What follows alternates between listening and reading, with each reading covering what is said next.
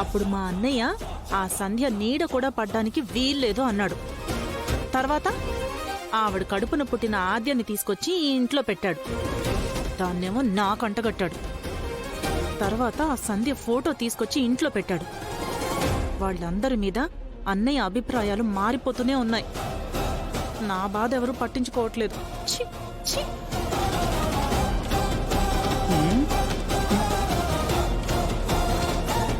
ఏమే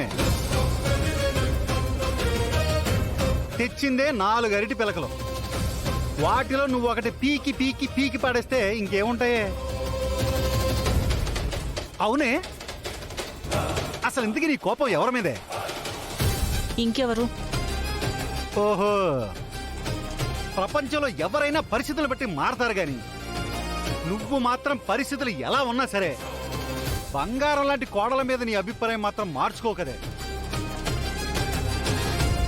ఏమే, చేతికి అందిన ఫలాల కోసం కాకుండా అక్కడెక్కడో ఉన్న చిటార కొమ్మ మీద మిఠాయి పట్లం కోసం ఆశపడితే ఆ కొమ్మలు విరగవచ్చు, నీ నడుం కూడా విరగవచ్చు.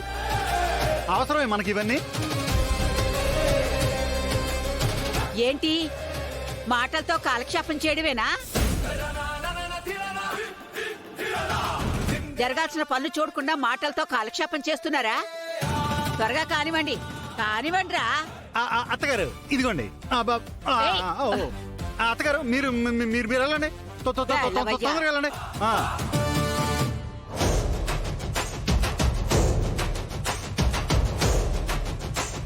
పంతులు గారు ఇవ్వండమ్మా. సీనయ్య, అత్తయ్య, నువ్వు రెడీ అయిపోయావా? రెడీ అయిపోయాను అత్తయ్య. ఇంకేమైనా పనులుంటే చెప్పండి, నేను చేస్తాను. ఏం లేదు. ఆర్చి ఎక్కడా? ఇక్కడే లోపల రెడీ అవుతుంది, వచ్చేస్తుందిలే.